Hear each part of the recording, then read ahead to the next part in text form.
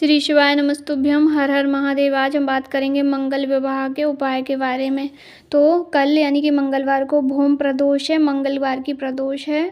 तो आप इस दिन यदि आपके घर में कोई मांगलिक व्यक्ति है, मांगलिक बच्चा है या बच्ची है जिसकी शादी नहीं हो रही है, 30 साल हो गए उम्र को, 40 साल हो गए हैं, फिर भी विवाह नहीं हो रहा है, रिश्ते आना बंद हो गया है, आप बहुत परेशान हैं विवाह के लेकर, तो आप विवाह के लिए एक अचूक उपाय अवश्य कीजिए। भौम प्रदोष बड़ी मुश्किल से पड़ती है, इसलिए कल के दिन भौम प्रदोष है मंगलवार को, तो आप अवश्य कीजिएगा। इसमें आपको क्या करना है, एक दीपक बनाना है आटे का दीपक बना लीजिए या गोल बना लीजिए, चौमुखी बना लीजिए। और उसके बाद आपको लेनी है 4 बत्ती अलग अलग बनानी है, लंबी वाली। 4 चौमुखी दीपक तैयार करना है, तो ऐसा नहीं कि एक बत्ती आपने लंबी बना दी और उसको दोनों तरफ से प्रज्वलित कर दिया, नहीं, 4 बत्ती अलग अलग रखनी है। चौमुखी दीपक ही बना लीजिएगा या आटे का, तो उसमें अच्छे से बत्ती रखा जाएंगी। तो 4 बत्तियाँ उसमें रख लीजिए। उसके बाद उसको घी से भर लीजिए और शाम के समय प्रदोष काल में आपको लेकर जाना है भोलेनाथ की शिवलिंग के पास। ध्यान रखिएगा, जो बच्चा या बच्ची जिनका विवाह नहीं हो रहा है उन्हीं को लेकर के जाना है। ये एक दीपक शाम के समय प्रदोष काल में लेकर चले जाइए भोलेनाथ की शिवलिंग के पास। तब आप भोलेनाथ की शिवलिंग के पास पहुंच जाएं, तब उस दीपक को प्रज्वलित कर दीजिए, चारों बत्तियों को जला लीजिए। उसके बाद भोलेनाथ की शिवलिंग पर से ऊपर और नीचे ऐसे करके 7 बार उसारिए। जैसे एक बार आप ऊपर से शुरू करेंगे तो नीचे आओगे तब 1 बार हो गया, फिर आओगे ऊपर से फिर 2 बार हो गया, ऐसे करके 7 बार आपने भोलेनाथ की शिवलिंग पे से आरती जैसे गोल नहीं घुमाना है, ऊपर से नीचे की ओर ले जाना है। ऐसे 7 बार उसार लिया। उसके बाद 3 बार जिस बच्चे की शादी नहीं हो रही उसी के हाथ से उसारवाना है आपको, सीधे हाथ में दीपक लेके भोलेनाथ की शिवलिंग पे से 7 बार उसार लिया। और फिर चौथा आपने ऊपर से खुद को ही ऊपर से नीचे 3 बार ले जाना है। 1 बार आ गए, फिर दूसरी बार, फिर तीसरी बार, और उसके बाद उस दीपक को वहीं पे रख दीजिए।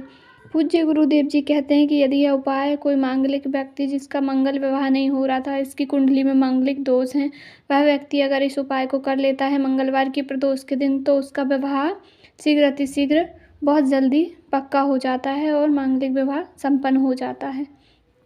अब दूसरा उपाय उन लोगों के लिए जो मांगलिक नहीं है फिर भी उनके विवाह में देरी हो रही है, किसी कारणवश शादी नहीं हो रही है, तो उनके लिए प्रदोष के दिन या किसी भी प्रदोष पे कर सकते हैं। इसमें मंगल प्रदोष का कोई महत्व नहीं है।